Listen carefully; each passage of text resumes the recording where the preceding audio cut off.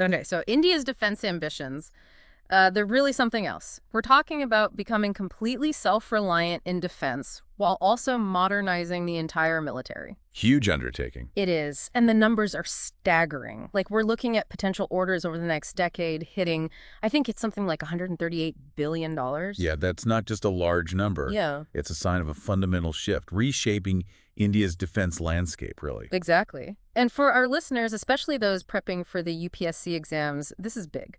Today, we're doing a deep dive into India's Atma Nirbhar Bharat Initiative, specifically in defense. And this is super relevant for UPSC aspirants because it touches on so many crucial aspects. National security, economic strategy, India's role in the world, all key areas you need to understand. For sure. To really understand this initiative, we've gone through a bunch of recent reports. Yeah. And while a stronger military is obviously the goal, it's not just about that. It's also about a more robust economy, driving tech innovation right here in India, and ultimately securing a more influential position for India on the world stage. So today, we're giving you a breakdown, a clear understanding of why this push for defense indigenization and modernization matters so much. We'll look at the progress, of course, but also the hurdles, the government strategies, and what the future might hold. Now, I'm sure you've seen headlines about India's defense sector. There's a lot going on. So today, we're going to unpack it all, what's really happening, the challenges, and why it's so important for India's future. All right, sounds good. All right, let's start with the basics. Why is manufacturing our own defense equipment so crucial? Well, it all boils down to strategic autonomy. Basically, being able to make our own decisions and bolstering national security. Think about it. Relying on other countries, especially when things are tense globally, that can leave us vulnerable. Yeah, subject to their decisions. It's exactly. Geopolitical pressure, disruptions in supply chains, things we can't control. Indigenization basically means we have a reliable supply of the equipment we need when we need it, even if there are sanctions or global supply chains get messed up. And we're already seeing results. About 65% of our defense equipment is now made in India. That's pretty amazing progress. It is. And there are concrete examples, too, like the 7,000 crore order for those indigenous ATAGS guns, right? I think those are planned for 2025. Yeah, advanced artillery systems. Yeah. Super important for ground warfare. Yeah. And building them here, well, it significantly cuts down our reliance on foreign artillery. That's a major step towards self-reliance. It is, and this ties into the bigger picture, too. A strong domestic defense industry. It's a huge engine for economic growth, strengthening our industrial capabilities. It's not just about the big public sector companies, it's about local manufacturers, MSMEs, even new startups. That's what I find so interesting, the ripple effect. It's huge. Defense indigenization creates jobs, develops skills in all sorts of sectors. Aerospace, metallurgy, electronics, you name it. Even AI. And the numbers back it up. Defense production in fiscal year 24 hit 1.27 lakh crore. Massive jump. 174% increase from fiscal year 15. Yeah. Shows how dynamic this sector is becoming. And it's not just a few companies. It's over 16,000 MSMEs and 430 licensed companies. Yeah. That's a lot of people involved. A real impact on the economy. And it's not just about what we can do here at home. It's about exports, too.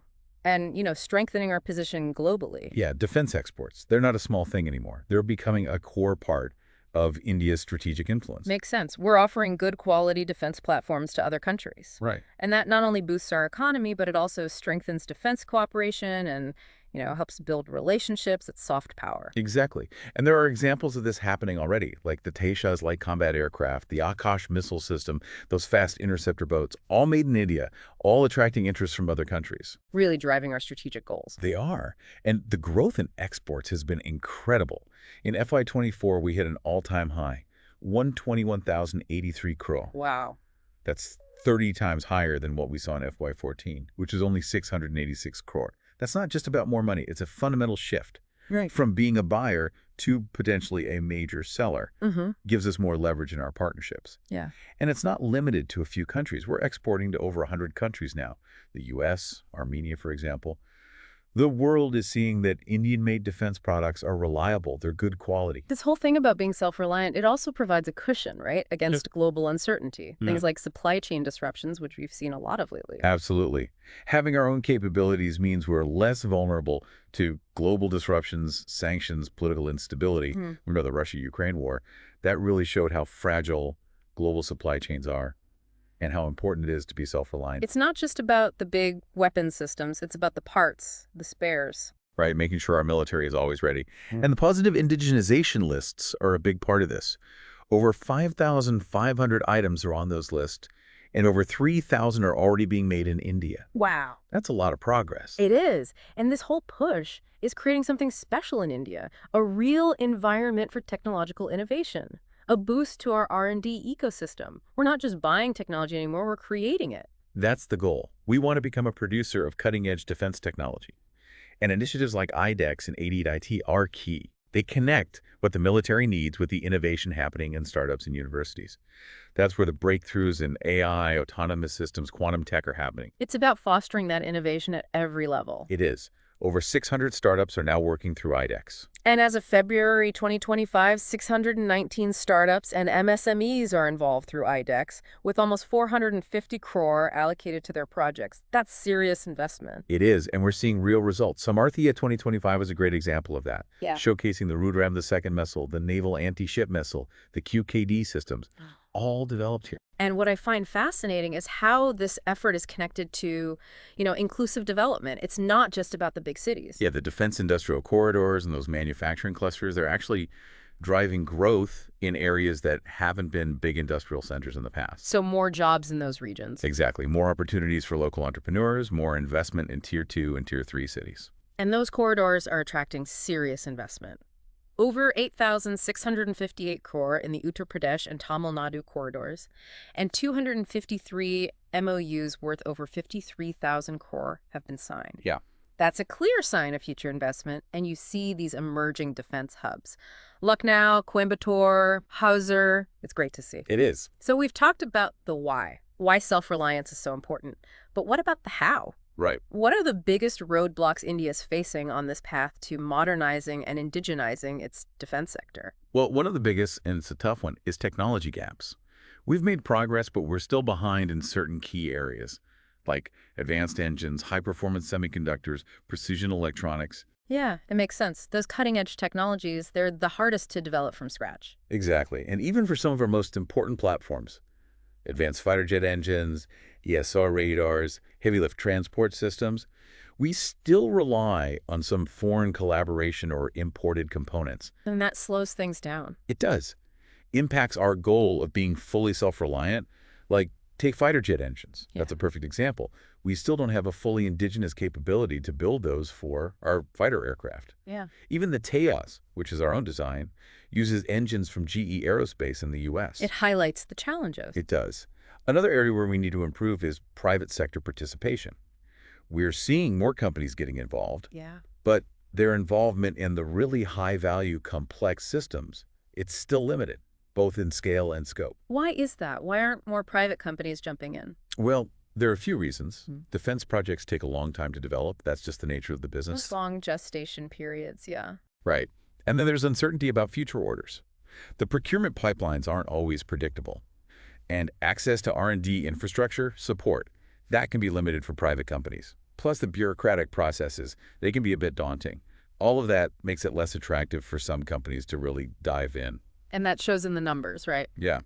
Private companies contribute only about 21% to the total value of defense production and innovation. So the majority is still coming from the DPSUs. That's right. The defense public sector undertakings are still the main players. Now, bureaucratic delays and procurement procedures, that seems to be a challenge everywhere. Oh, it's a global issue. Cumbersome processes, tons of approvals, slow decision-making.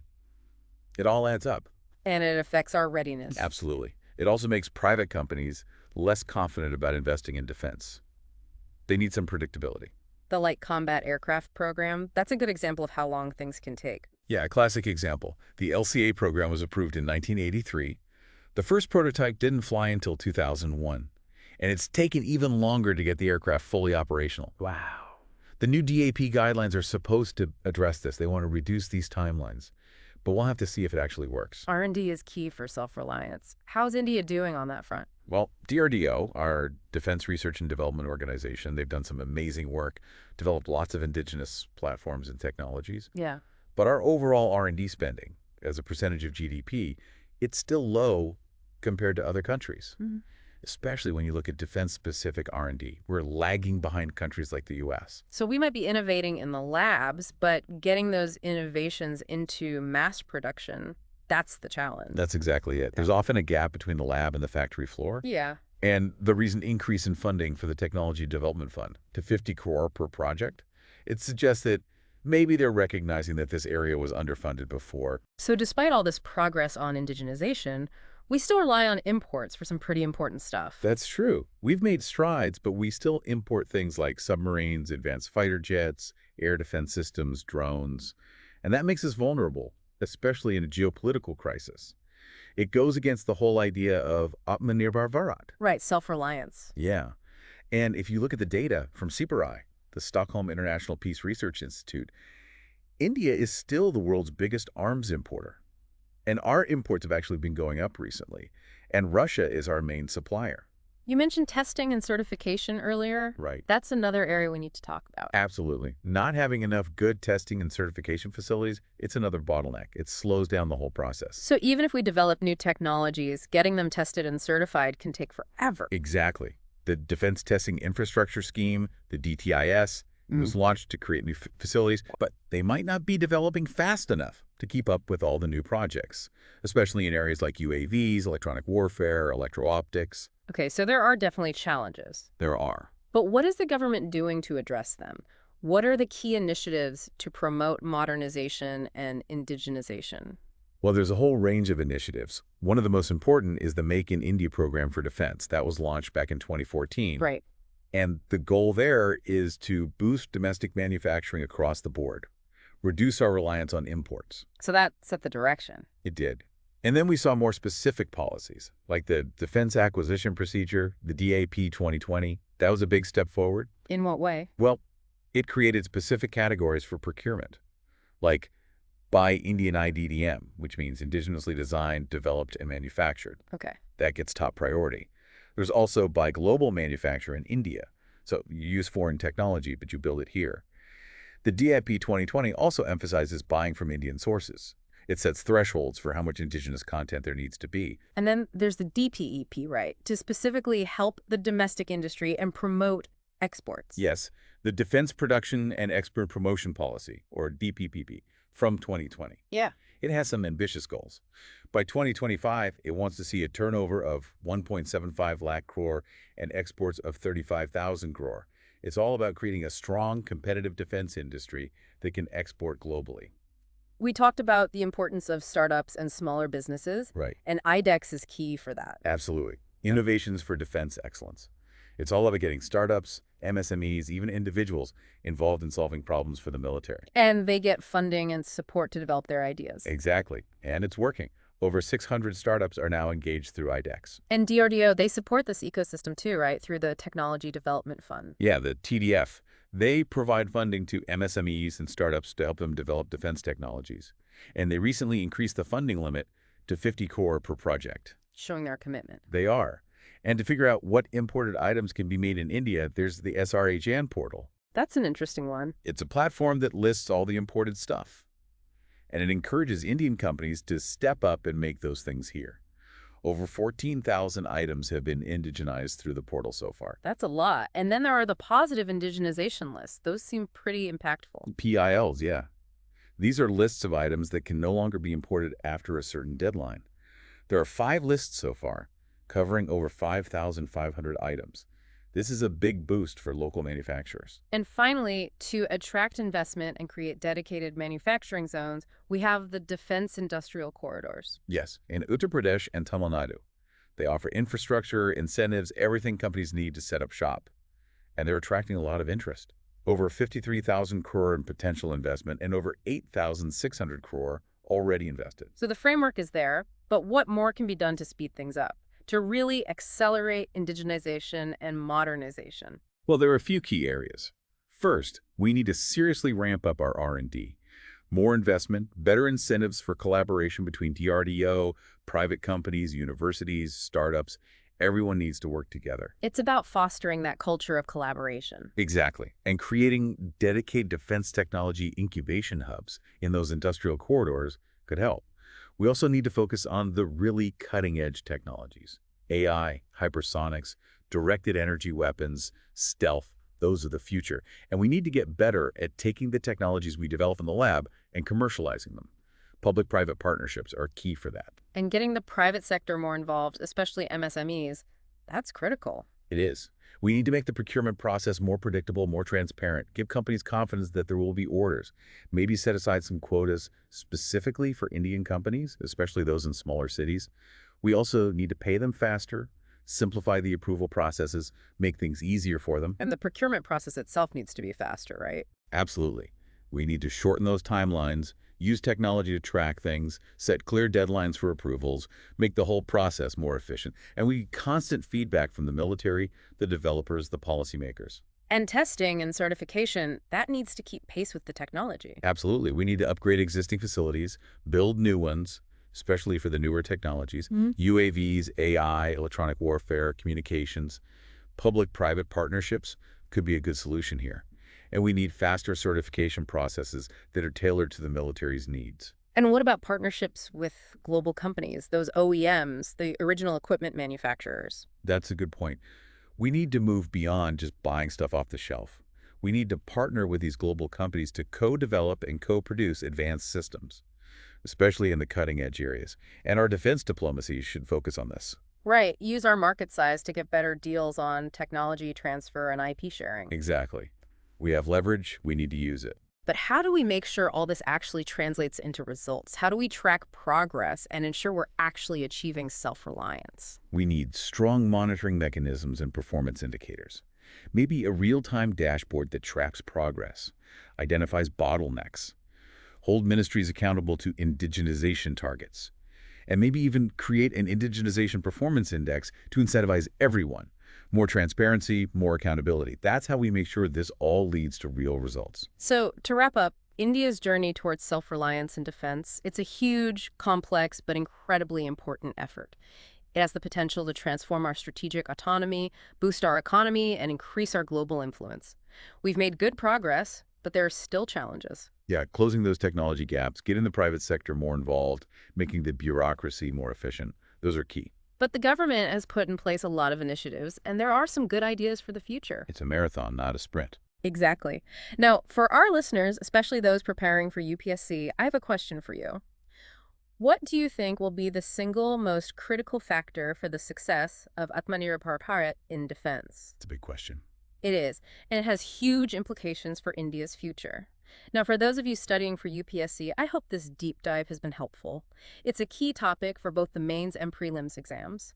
If you found it useful, please like and subscribe to our channel for more in-depth discussions. And leave a comment with your thoughts or any questions you might have. Yes, we'd love to hear from you. We use reporting and analysis from the Indian Express for this deep dive. The journey towards a truly self-reliant defense sector is a long one. We'll keep following it and bring you more insights right here on the deep dive.